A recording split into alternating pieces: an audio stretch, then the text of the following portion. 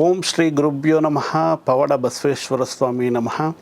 ಈ ದಿನ ವಿಶೇಷವಾಗಿ ನಾವು ವಾಸ್ತು ಬಗ್ಗೆ ತಿಳ್ಕೊತಾ ಇದ್ದೀರಿ. ಅಂದರೆ ನಿಮಗೆಲ್ಲರಿಗೂ ಈಗ ವಾಸ್ತು ಬಗ್ಗೆ ಗೊತ್ತು, ಬಟ್ ವಾಸ್ತು ಪುರುಷನ ಬಗ್ಗೆ ನಾನು ನಿಮಗೆ ಈ ಒಂದು ಸೆಷನಲ್ಲಿ ಹೇಳ್ತಾ ಇದ್ದೀನಿ. ಸೊ ವಾಸ್ತು ಪುರುಷನ ಜನನ ಹೇಗಾಯಿತು, ಮತ್ತು ಇದು ಯಾವ ಪುರಾಣದಲ್ಲಿದೆ, ಮತ್ತು ವಾಸ್ತು ಪುರುಷನಿಗೆ ಶಕ್ತಿ ಹೇಗೆ ಬಂತು, ಮತ್ತು ವಾಸ್ತು ಪುರುಷನಿಗೆ ಯಾಕೆ ಪೂಜೆ ಮಾಡಬೇಕು ನಾವು, ಆ ಒಂದು ಪವರ್ ಎಲ್ಲಿಂದ ಬಂತು, ಯಾವ ದೇವರಿಂದ ವರ ತಗೊಂಡ್ರು. ಸೊ ಇದ್ರ ಬಗ್ಗೆ ನಾನು ಈ ಒಂದು ಕಾರ್ಯಕ್ರಮದಲ್ಲಿ ನಾನು ನಿಮಗೆ ತಿಳಿಸ್ಕೊಡ್ತಾ ಇದ್ದೀನಿ. ನೀವು ಕಡೆಯವರೆಗೂ ಈ ಒಂದು ಕಾರ್ಯಕ್ರಮನ ನೋಡಿ ಈ ಒಂದು ವಿಚಾರವನ್ನು ತಿಳ್ಕೊಳ್ಳಿ. ತುಂಬ ಇಂಪಾರ್ಟೆಂಟ್ ಇರುತ್ತೆ. ವಾಸ್ತು ಪುರುಷ ಎಷ್ಟು ಕೆಲಸ ಮಾಡ್ತಾರೆ, ಯಾಕೆ ನಾವು ಭೂಮಿ ಪೂಜೆ ಮಾಡೋವಂಥದ್ದು, ಭೂಮಿ ಪೂಜೆ ಮಾಡೋವಂಥದ್ದು, ನಾವು ವಾಸ್ತು ಪೂಜೆ ಮಾಡೋವಂಥದ್ದು ತುಂಬ ಇಂಪಾರ್ಟೆಂಟ್ ಆಗೋವಂಥದ್ದು. ಸೊ ಹಾಗಾಗಿ ಅದರದ್ದು ಡೀಟೇಲ್ಸ್ ನಾನು ಈ ಒಂದು ಎಪಿಸೋಡಲ್ಲಿ ಕೊಡ್ತೀನಿ, ನೋಡ್ತಾ ಇರಿ. ಮತ್ಸ್ಯ ಪುರಾಣದ ಪ್ರಕಾರ ಒಂದ್ಸಲಿ ಶಿವ ಅಂಧಕಾಸುರನನ್ನು ಸಂಹಾರ ಮಾಡಬೇಕಾದ್ರೆ ಅವನಿಗೆ ಜಾಸ್ತಿ ದಣಿದು ಅವನ ದೇಹದಿಂದ ಬೆವರು ಕೆಳಗೆ ಬೀಳುತ್ತೆ. ಆ ಕೆಳಗೆ ಬಿದ್ದಾಗ ಆ ಒಂದು ಬೆವರಿನ ಹನಿಯಿಂದ ಒಂದು ದೈತ್ಯಾಕಾರದ ಒಂದು ಜೀವಿ ಸೃಷ್ಟಿಯಾಗುತ್ತೆ. ಅಲ್ಲಿ ನೋಡಿ ಅವನಿಗೆ ಏನು ಸೃಷ್ಟಿಯಾಗಿರುತ್ತೆ, ತುಂಬ ಹಸುವಾಗ್ತಾ ಇರುತ್ತೆ. ಸೊ ಆವಾಗ ಶಿವನ ಹತ್ರ ವರ ಪಡ್ಕೊತಾನೆ, ನನಗೆ ಈ ಒಂದು 3 ಲೋಕವನ್ನು ನಾನು ತಿನ್ನೋದಕ್ಕೆ ವರ ಬೇಕು ಅಂತ. ಆವಾಗ ಶಿವ ಅನುಗ್ರಹಿಸಿರ್ತಾನೆ. ಮತ್ತು ಇಲ್ಲಿ ಆ ಒಂದು ಭೂಮಿನ ನುಂಗಕ್ಕೆ ಅಂತ ಹೋದಾಗ ಏನಾಗುತ್ತೆ, ಭೂಮಿ ಸಮತೋಲನವನ್ನು ಕಳ್ಕೊಳ್ಳುತ್ತೆ. ಆವಾಗ ಇಲ್ಲಿ ಇರ್ತಕ್ಕಂಥ ದೇವತೆಗಳೆಲ್ಲನೂ ಬ್ರಹ್ಮನ ಹತ್ರ ಹೋಗ್ತಾರೆ. ಬ್ರಹ್ಮನ ಹತ್ರ ವರ ಕೇಳಿದಾಗ ಬ್ರಹ್ಮ ಆವಾಗ ಏನು ಮಾಡ್ತಾನೆ, ಬಂದು ಬ್ರಹ್ಮನ ಜೊತೆ ಇನ್ನೂ ಒಂದು 44 ದೇವತೆಗಳೇನಿರ್ತಾರೆ, ಅದರಲ್ಲಿ ಒಂದು 13 ಜನ ಎಲ್ಲ ಸೇರಿ ಒಂದು ಏನು ದೈತ್ಯಾಕಾರದ ಇದಿರುತ್ತೆ ಅಧೋಮುಖ ಮಾಡಿ ಭೂಮಿಗೆ ಅದುಮ್ತಾರೆ.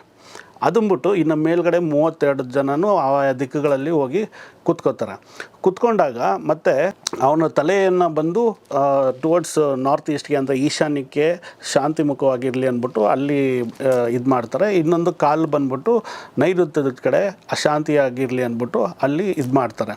ಅಂದರೆ ನೋಡಿ, ಯಾಕೆಂದರೆ ನಾರ್ತ್ ಈಸ್ಟಲ್ಲೇ ಒಳ್ಳೆ ಗಾಳಿ ಬೆಳಕು ಬರೋದ್ರಿಂದ ಅದನ್ನು ಶಾಂತಿ ಅಂತ ಹೇಳ್ತಾರೆ. ಮತ್ತು ಸೌತ್ ವೆಸ್ಟ್ ಬಂದ್ಬಿಟ್ಟು ಅಲ್ಲಿ ರಾಹು ರೂಲಿಂಗ್ ಇರುತ್ತೆ, ಸೊ ಅಲ್ಲಿ ಕಾಲಿರುತ್ತೆ. ಈ ರೀತಿಯಲ್ಲಿ ಆ ಒಂದು ಪುರುಷನ ಅವನ್ನ ಭೂಮಿಗೆ ಇದು ಮಾಡ್ತಾರೆ. ಮತ್ತು ಅಲ್ಲಿ ಪಾಪ ಈಗ ಅವನದೇನು ತಪ್ಪಿರಲ್ಲ, ಯಾಕೆ ಅಂದರೆ ಅವನು ಆ ಒಂದು ವರವನ್ನು ಪಡ್ಕೊಂಬಂದು ಆ ಥರ ನುಂಗಕ್ಕೆ ಅಂತ ಹೋಗ್ತಾ ಇರ್ತಾನೆ, ಜಾಸ್ತಿ ಹಸಿವಿರೋದಕ್ಕೆ.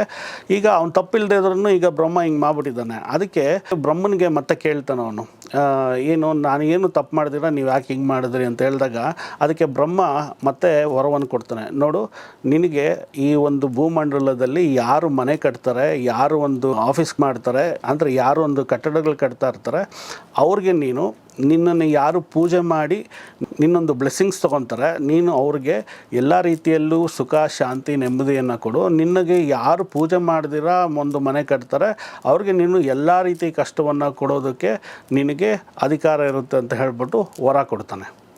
ಸೊ ಹಾಗಾಗಿ ವಾಸ್ತು ಪುರುಷನು ಇಷ್ಟು ಪವರ್ಫುಲ್ ಆಗಿರ್ತಾನೆ. ಹಂಗಾಗಿ ಏನೇ ಒಂದು ಕೆಲಸ ಮಾಡಬೇಕಾದ್ರೂ, ಪೂಜೆ ಮಾಡಬೇಕಾದ್ರೂ, ಈಗ ಏನೊಂದು ಗುದ್ಲಿ ಪೂಜೆ ಅಂತ ಮಾಡ್ತಾರೆ ಅಥವಾ ಶಂಕುಸ್ಥಾಪನೆ ಅಂತ ಮಾಡ್ತಾರೆ, ಸೊ ಇದೆಲ್ಲ ಬಂದ್ಬಿಟ್ಟು ವಾಸ್ತು ಪುರುಷನಿಗೆ ಪೂಜೆ ಮಾಡೋವಂಥದ್ದು. ಹಾಗಾಗಿ ಯಾವುದೇ ಒಂದು ಮನೆ ಕಟ್ಟಬೇಕಾದ್ರೂ ನಾವು ಒಂದು ಪೂಜೆ ಮಾಡಿ ವಾಸ್ತು ಪುರುಷನ ಒಂದು ಅನುಗ್ರಹ ತಗೊಂಡು ನಾವು ಮನೆ ಕಟ್ಟಿದಾಗ ಆ ಮನೆಯಲ್ಲಿ ಸುಖ, ಶಾಂತಿ, ನೆಮ್ಮದಿ, ಅಭಿವೃದ್ಧಿ ಎಲ್ಲ ರೀತಿ ಇರುತ್ತೆ ಅಂತ ಶಾಸ್ತ್ರಗಳಲ್ಲಿ ಹೇಳ್ತಾರೆ. ಸೊ ವಾಸ್ತುಪುರುಷನ ಮಹತ್ವ ಏನು, ವಾಸ್ತುಪುರುಷನ ಯಾಕೆ ಪೂಜೆ ಮಾಡಬೇಕು ಅನ್ನೋದ್ರ ಬಗ್ಗೆ ತಿಳ್ಕೊಂಡ್ರೆ ನೀವು, ಹಾಗಾಗಿ ಏನೇ ಒಂದು ಕೆಲಸ ಮಾಡಬೇಕಾದ್ರೂ ವಾಸ್ತುಪುರುಷ ಭಾರಿ ಮುಖ್ಯ ಆಗ್ತಾರೆ. ಸೊ ನೀವು ಒಂದು ಕೆಲಸ ಏನೇ ಸ್ಟಾರ್ಟ್ ಮಾಡಬೇಕಾದ್ರೂ ಅವರೊಂದು ಅನುಗ್ರಹ ತಗೊಳ್ಳಿ, ಎಲ್ಲರಿಗೂ ಒಳ್ಳೆಯದಾಗಲಿ, ಶುಭವಾಗಲಿ. ಸರ್ವೇ ಜನ ಸುಖಿನೋ ಭವಂತು, ಸನ್ಮಂಗಳಾನಿ ಭವಂತು. ಇನ್ನೂ ಹೆಚ್ಚಿನ ಮಾಹಿತಿಗಾಗಿ ಫಾರ್ಚೂನ್ ಪಿರಮಿಡ್ ಪೇಜ್ನ ನೀವು ಫಾಲೋ ಮಾಡ್ತಾ ಇರಿ. ಸೊ ನಿಮ್ಗೆ ಇನ್ನೂ ಹೆಚ್ಚಿನ ಮಾಹಿತಿ ವಾಸ್ತು ಬಗ್ಗೆ ನಾವು ಕೊಡ್ತಾ ಇರ್ತೀರಿ. ಎಲ್ರಿಗೂ ಒಳ್ಳೆಯದಾಗಲಿ, ಶುಭವಾಗಲಿ. ನಮಸ್ಕಾರ.